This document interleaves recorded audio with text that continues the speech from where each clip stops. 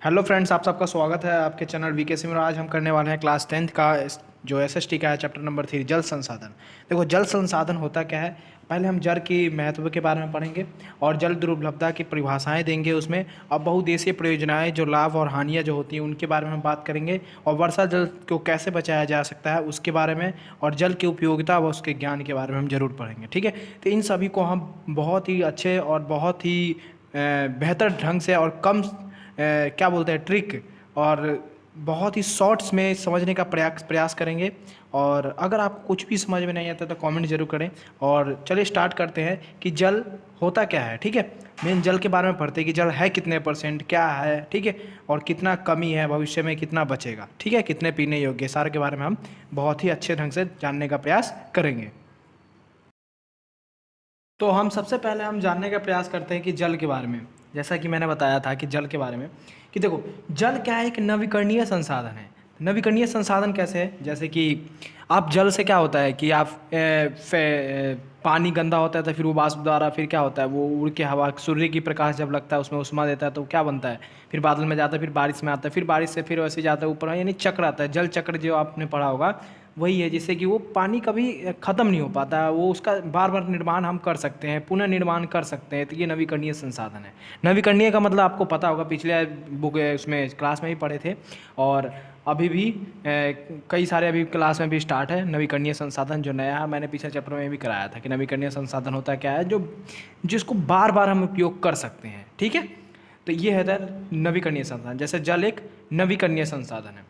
उसके बाद अगर हम बात करें कि पृथ्वी पर जो जल है लगभग 98% समुद्र और सागरों में पाया जाता है। अब देखो भाई, पृथ्वी है, अब पृथ्वी की मैप देखो, देखो इसमें क्या है कि जो हरा जितने भी नीला नीला दिखाई दे रहे हैं सारे क्या है, पानी।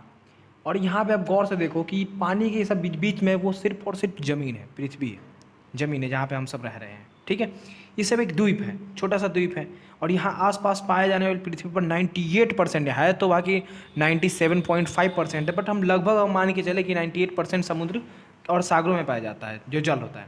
ठीक है, तो ये नीला नीला है, ये सारा पानी उसी में पाया जाता है। मात्र 2% पानी है वो पीने योग्य है भाई।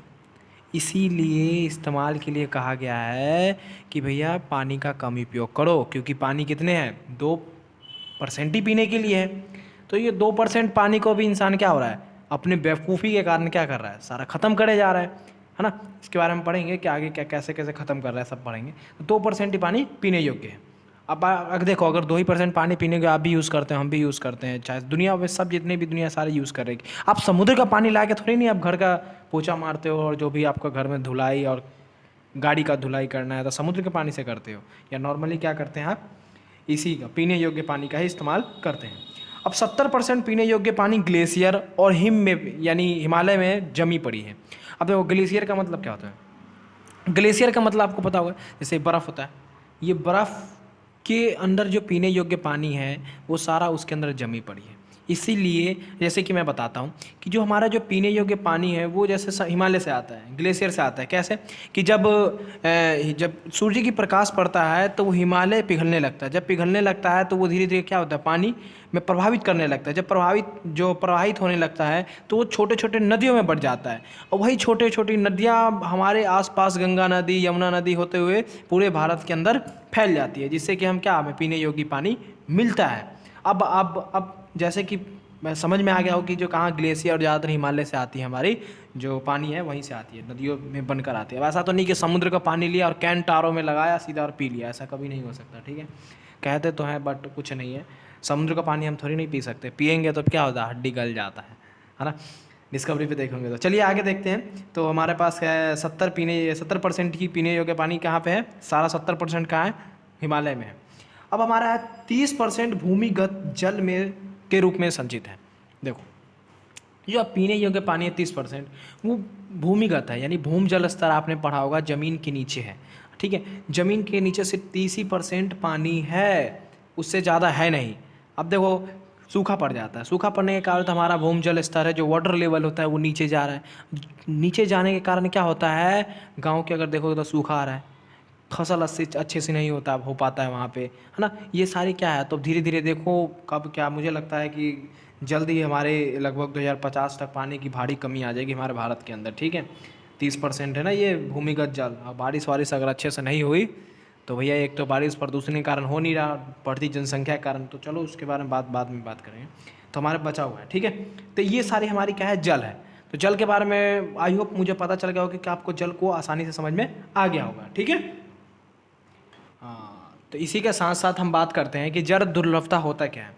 तो मांग के अनुसार जल की पूर्ति ना हो पाना जल दुर्लभता कहलाता है। देखिए जैसे कि मांग तो है कि भैया हमें पानी इतना चाहिए, हमें खाना बनाने के लिए, पीने के लिए, धोने के लिए, सब चीज़, बट उस जो मांग जो डिमांड के अनुसार वो जल की कमी हो पा रही है, यानी जल की कमी हो पाना जल दुर्लभता कहलाता है। इतना याद रखना कि जल में जैसी कमी हुई, ठीक है, ये जल की क्या है, दुर्लभता है। तो जैसे कि देखे होंगे कि जहाँ पे ज़्यादा ज़रूरत होती है यहाँ पे कमी है, तो ये क्या है, जल की दुर्लभता के कारण कमी हो पा रहा है, और वहाँ पे पीने योग्य पानी नहीं मिल पा रहा है बच्चों को, है ना। तो ये भी क्या है, जल की दुर्लभता है। तो ये जल की दुर्लभता है। अब इसके हम कारण जानते हैं। तो इसी के साथ साथ हमारा कारण है जल की दुर्लभता का क्या क्या कारण है। देखिए, तो जल की दुर्लभता का कारण है औद्योगिकरण। अब औद्योगिकरण में क्या है, देखो अगर आप, अभी मैं बताता हूँ कि आप जाइए गूगल पे सर्च कीजिए कि कोका कोला का जो फैक्ट्री है, एक मूवी भी आई है कि कोका कोला का जो फैक्ट्री है और जितने भी बड़े बड़े जो उद्योग बनाया गया है, फैक्ट्री है, ये पानी का कितना खपत करता है, ठीक है। आप सर्च कीजिए एक बार कि एक कोका कोला बनाने, 1 लीटर कोका कोला बनाने में कितने वाटर का खर्चा आता है, कितने खर्च होगा, ठीक है। तब आपको पता चलेगा कि औद्योगिकरण किस प्रकार पानी की कमी कर रहा है, ठीक है। तो ये औद्योगिकरण सबसे ज़्यादा क्या हो रहा है, औद्योगिकरण से क्या हो रहा है, पानी का यूज़ ज़्यादा हो रहा है। औद्योगिकरण में पानी में ज़्यादातर केमिकल मिला के सीधा कहाँ छोड़ दिया जाता है, नदियों में, नालों में, सीधा क्या होता है उससे, जल प्रदूषण। तो ये सारे क्या है, जल दुर्लभता के कारण है, कमी है। समझ में आ रहा है। तो औद्योगिकरण क्या है, एक ये भी हमारा जल की कमी की कारण है ये भी। अब दूसरा आता है शहरीकरण। देखो शहरीकरण का मतलब क्या होता है, शहरीकरण मतलब होता है जहाँ पे शहर बसाया जा रहा हो, शहरीकरण है, शहर बन रहा हो नया नया, शहरीकरण है। समझ में आ रहा है मेरी बातों को। जैसे कि मान लो कि एक एरिया है, वो ज़्यादातर जैसे नगर निगम और नगर पालिका का, जैसे यानी थोड़ा सा गांव है और ज़्यादा शहर भी नहीं है पूरा, तो उसको क्या कर रहा है, आसपास की जितनी भी जो एरिया होगा, जो थोड़ा छोटा मोटा जो जंगल होगा, उसको क्या कर देगा, साफ़ सफाई कर देगा। बिल्कुल साफ़ सफाई करने के बाद क्या करेगा, वहाँ पे नई नई इंडस्ट्री खड़ा कर देगा, नए नए बिल्डिंगें खड़ा कर देगा, जंगल को समाप्त कर देगा, आसपास जितने भी पर्यावरण था सारा का नष्ट कर देगा, और जो नदियाँ आती थी, जो भी नाले हैं, वो सारा ख़त्म, बंद, कहानी ख़त्म। वहाँ पे बड़े बड़े इंडस्ट्री खुल जाएगा। फिर क्या होगा, जल की कमी होगा शहरीकरण से। अब देखो, आप देख रहे होंगे कि पहले गांव की अब स्थिति, गांव की देखो, गांव की पानी और वहाँ की हवा देखो कितना, आप देखोगे अंदर, और शहर की हवा देखोगे तो कितना अंतर होता है। तो ये चीज़ आप जान सकते हो कि जल दुर्लभता में शहर का कैसे भूमिका अदा करता है। क्योंकि देखो शहर में क्या हो रहा है कि ज़्यादा पानी का खपत कर रहे हैं, क्योंकि देखो शहर बनाने में बहुत ज़्यादा पानी का खपत हो रहा है, बिल्डिंगें बना रहे हैं, उसको फिर यूज़ मतलब केमिकल द्वारा, शहरीकरण के कारण क्या हो रहा है, उद्योग बन रहा है, इस सब में आ रहेगा शहरीकरण, आएगा भूमि निर्माण, आएगा निर्माण, बिल्डिंगें का निर्माण आएगी, ये सारे शहरीकरण में आता है। तीसरा हमारा आएगा जनसंख्या वृद्धि। ये भी भैया, अब बोलोगे कि जनसंख्या वृद्धि जल में कमी कैसे कर सकता है। तो देखो जितना ज़्यादा जनसंख्या होगा उतना यूज़ करने के लिए उनका पानी भी तो चाहिए भैया, पीने के लिए तो पानी भी तो चाहिए। तो उसके पास पानी होगा नहीं तो बंदा कैसे जी जिएगा। तो ये, तो आज जो हमारा है 1 अरब 50 लाख जो हमारी जनसंख्या है, और पीने योग्य पानी कितना है, 2%, जैसा कि अभी हमने बात किया। और वो कहाँ से आता है, हिमालय से, हिम से। अबे भैया कितना पिघलाओगे, वैसे भी विश्व उष्णन, वर्ल्ड वार्मिंग है, वो तो हमें दे ही रहा है कि भैया इतनी गर्मी हो रही है और पानी की कमी है, और जनसंख्या भी ले भाई बढ़ता जा रहा है, बढ़ता जा रहा है। तो कहाँ से का कमी नहीं होगा, पानी होगा, अभी और होगा। मैंने बोला ना 2050 तक ये जरूर कमी और भी ज़्यादा होगा। पानी खरीद के पिएंगे, तो खरीद के अभी पी रहे हैं, 20 रुपये का जो RO है, बिसलेरी है, तो ये कब तक पिएंगे, तो देखो अभी पता चल जाएगा। तो इसी के साथ हमारा है जल प्रदूषण।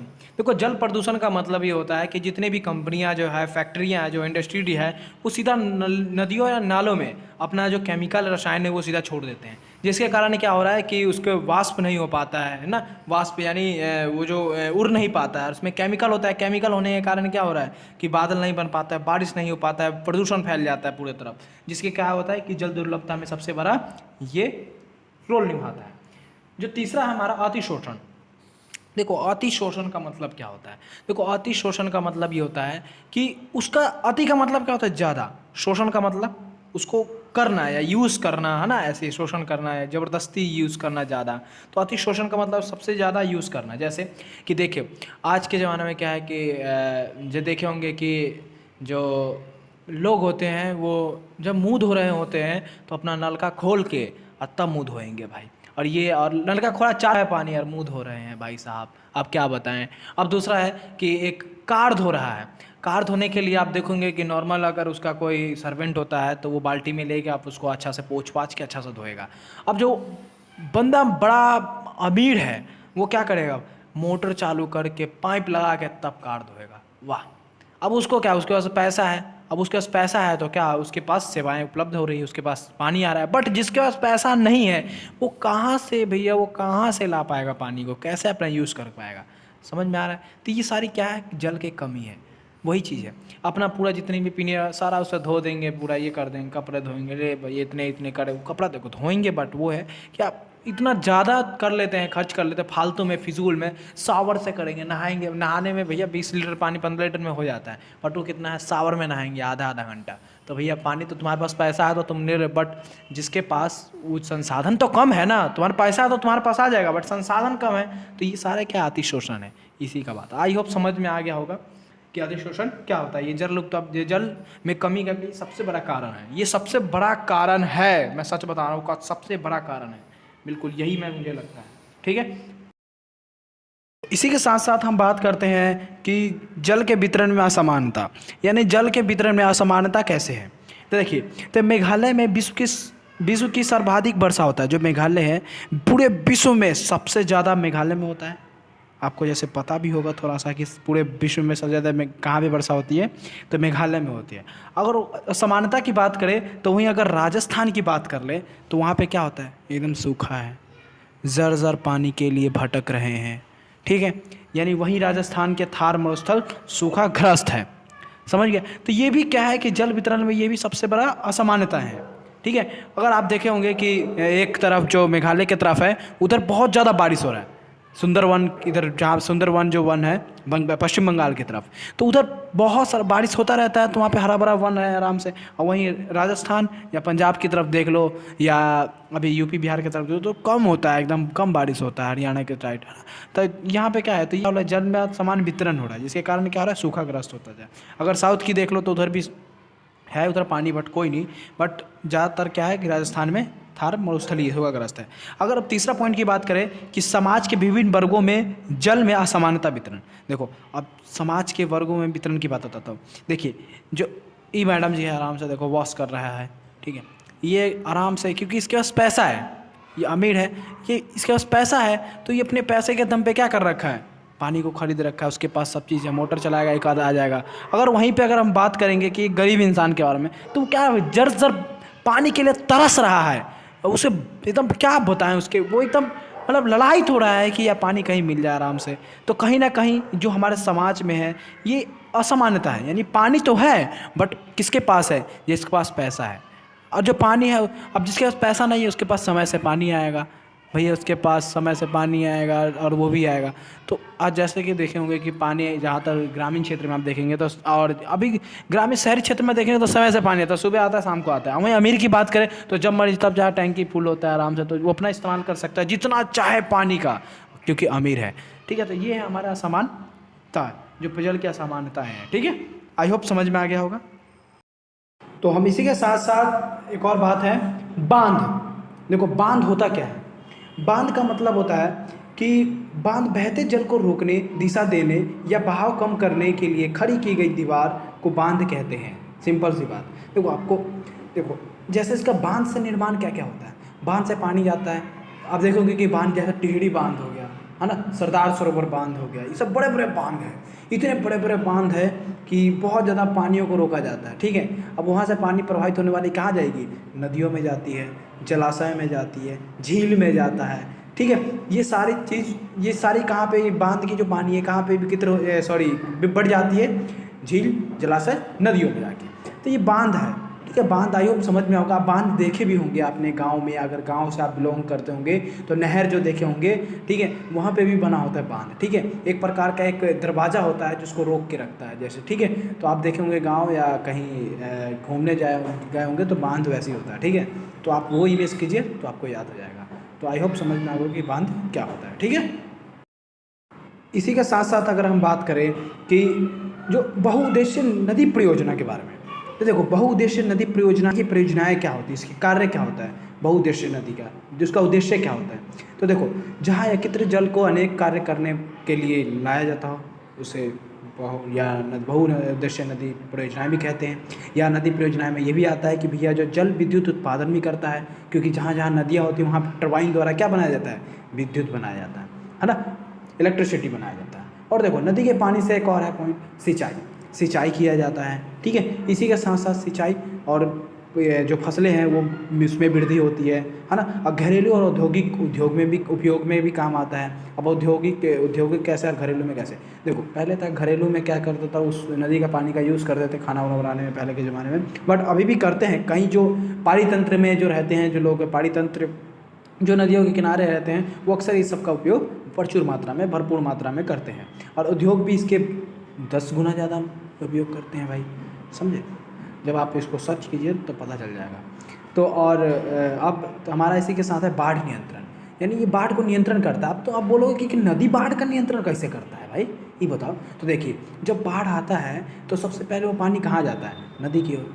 अब नदी में अगर नदी छोटा है तो फिर वो बाढ़ बन जाएगा, बाढ़ बन के वो गाँव की तरफ आएगा। अगर नदी बड़ा है तो वो सारा पानी अपने अंदर संभाल लेगी और बाढ़ को नियंत्रण कर लेती है। तो आई होप समझ में आओगे कि बाढ़ नियंत्रण कैसे करता होगा, फ्लड कंट्रोल्स, ठीक है। इसके बाद आता है कि मछली पालन, यानी नदी में मछली, लोग कई सारे मछली पालते हैं। कैसे कि देखिए कि जो अपनी छोटे छोटे नदियों जो कहाँ गड्ढे होते हैं, है ना, जो नदियों का पानी होता है उसमें झील जो बन जाता है छोटे छोटे, उसमें अपनी मछली को छोड़ देते हैं। और उस मछली को छोड़ने के कारण वो अपने बहुत सारे फ़ायदा कमाते हैं। फिर वो मछली बड़ी हो जाती है तो मछली पालन कहते हैं। आई होप समझ में आ गया होगा, ठीक है। ये है हमारा है बहुउद्देशीय परियोजनाओं का कारण, ठीक है, कार्य, ठीक है। ये सब क्या क्या काम करते हैं वही चीज़ है, ठीक है। आई होप समझ में आ गया होगा। अगर कोई समझ में ना आए तो कॉमेंट जरूर करो, ठीक है। चलते हैं नेक्स्ट पे। तो हम इसी के साथ साथ हम बात करते हैं बहुउद्देशीय परियोजनाओं के हानि के बारे में। तो देखो जब नदियों का निर्माण होता है तो किस प्रकार उसका हानि होता है, हमारे पहुंचता है। तो जैसे देखिए कि इसमें पर्यावरण की भारी मात्रा में कटाई की जाती है। अब देखो जहां नदी का निर्माण किया जाएगा वहां पर्यावरण ऑफकोर्स काटा जाता है, पेड़ पौधे काटा जाता है, वहाँ पे जीव जंतुओं को भगाया जाता है, तब ना वहाँ पे जाके नदी और बांध का जो निर्माण होगा। समझ में आ रहा है मेरी बातों को। तो ऐसी जंगली जीव जंतु की ज़िंदगी खतरे में पड़ जाती है। अब भैया वहाँ नदी और बांध लगाओगे तो उसमें जंगली जो जीव जंतु रहता है वो कहाँ जाएगा, सड़क पर उतरेगा, आंदोलन करेगा, नहीं कर सकता ना। तो वही चीज़ है, तो उनके जीवन खतरे में पड़ जाएगी। कई लोग बेघर हो जाते हैं। बेघर कैसे हो गए भाई, जो नदी के किनारे जो लोग रहते थे पहले से, जब बांध नहीं बना और नदी नहीं बना था उससे पहले वो जो लोग रहते थे, अब उसको तो सरकार के खिलाफ जो वारंट है वो दे दिया गया, चलो यहाँ से खाली करो, ये सरकार के अंडर में आता है। तो वो लोग कहाँ जाएंगे, कहाँ उसके, क्या कोई सरकार पे उसको नौकरी देगा, नहीं दे सकता भाई। क्या काम करेंगे उसको पता नहीं है, क्योंकि वो बिल्कुल प्राकृतिक पे आरक्षित थे। समझ में आ रहा है। तो वो कैसे होगा उसकी ज़िंदगी, इनके बारे में कोई नहीं सोचता। इससे भूकंप आने की संभावनाएं बढ़ जाती है। अब भैया जहाँ पे पानी होगा वहाँ पे ऑफकोर्स चक्रवात आएंगे, सुनामी आते रहते हैं, है ना, बड़े बड़े लहरें, तरंग दर्रे, बाढ़ आते रहेंगे। तो ये प्राकृतिक जो समस्या है वो आना स्टार्ट हो जाएगा। मृदा के अधिक कटाव, अब जैसे मृदा का अधिक कटाव कैसे होगा, जब मृदा का अधिक कटाव होगा कैसे कि जब पानी आएगा तो पानी से क्या होता है, जो तलछट बोलते हैं, तलछट यानी उसके तल हो जाए, वो कट जाता है, एकदम छिट जाए। अब मान लो कि जब नदी का निर्माण किया जाता है तो पेड़ पौधे तो काट के तुमने हटा दिया, वहाँ के लोगों को तो भगा दिया, वहाँ के जीव जंतु को तो भगा दिया, तो भैया रोकेगा कैसे, ये बताओ, रोकेगा कैसे रोकेगा मृदा। तो ये सारी हमारी नदी परियोजनाओं की ये हानि है। आई होप समझ में आ गया होगा, ठीक है। तो हम इसी के साथ साथ हम लास्ट बात करते हैं कि जो वर्षा जल संग्रह क्या है। तो देखो वर्षा जल संग्रह का मतलब होता है कि वर्षा के पानी को कैसे बचाएं। तो देखो प्राचीन काल में भारत वर्षा जल संग्रह किया जाता है। प्राचीन यानी पुराने ज़माने से ही जो बारिश के पानी को कैसे संग्रह करना है ये अभी तक चल रहा है। जैसे तालाब व गड्ढे बनवाए जाते हैं, आज भी बनवाए जाते हैं, है ना। आई होप समझ में आया होगा, आप देखा भी होगा। तो यह प्राचीन समय से प्रचलित में था। छत पर बारिश के पानी इकट्ठा किया जाता था और फिर एक पाइप द्वारा ज़मीन पर बने टैंक में डाला जाता है। जैसे कि ज़्यादातर कहाँ पे होता है, जो राजस्थान की तरफ होगा, है ना, तो ये सारे यहाँ पे ही इस चीज़ का इस्तेमाल किया जाता है कि बारिश आता है तो फिर वो टैंक का पानी टैंक में डाला जाता है पाइप द्वारा। ठीक है, तो आई होप समझ में आ गया होगा। फिर इसके बाद हमारा है कि जो आज भी क्या हो रहा है कि इसका एक और पॉइंट लिख सकते हो वैसे, कि आज भी क्या हो रहा है कि इस वर्षा जल का संग्रह है कि खास कर ना कर्नाटका और बेंगलोर के साइड है, तमिलनाडु चेन्नई के साइड के किया जाता है भाई वर्षा जल संग्रह। ठीक है, तो ये वहाँ पे अभी भी किया जाता है। और एक और लास्ट महत्वपूर्ण बात करेंगे कि बांस ड्रिप सिंचाई। अब देखो बांस ड्रिप सिंचाई क्या है कि बांस, जानते हो बांस को खोखला कर देते हैं, यानी उसको पाइप बना देते हैं। ठीक है, और उसको बना के फिर कहाँ से, अब इसका सिंचाई कैसे करेंगे, यानी इसका सिंचाई है मेघालय में बांस द्वारा झरने के पानी से सिंचाई किया जाता है। जो झरना आता है वो झरना के आपने कभी देखा होगा यूट्यूब पे, तो वो ज़्यादातर क्या होता है कि जो बांस की जो होता है उससे पानी अपने यहाँ अपने खेतों तक वो पहुँचाता है, इसे सिंचाई कर सकते हैं। तो ये सब सिंचाई करने की बहुत सारे विभिन्न तरीके हैं एवं प्रकार के, तो ये सारे तरीके तो अपनाए गए हैं। तो आई होप समझ में आ गया होगा। और इसी प्रकार से हमारा ये जो जल संसाधन जो हमारा चैप्टर था क्लास 10th का जो तीसरा चैप्टर है, हाँ, तो ये जो ख़त्म हो चुका है हमारा। तो आई होप आपको अगर अच्छा लगा हो तो अपने दोस्तों के बीच में ज़रूर शेयर करें और सब्सक्राइब जरूर करके बताएं और कमेंट जरूर करके बताएं कि आपको कैसा लगा। प्लीज़ अगर आप सब सपोर्ट करिएगा तो मैं इससे भी बेहतर ढंग से पढ़ाने का प्रयास करूँगा, बेहतर ग्राफिक्स का इस्तेमाल करूँगा। ठीक है, तो प्लीज़ अपने दोस्तों में ज़रूर शेयर करें। अब मिलते हैं नेक्स्ट वीडियो में। अभी के लिए फ़िलहाल बाय बाय, थैंक यू, जय हिंद, वंदे मातरम।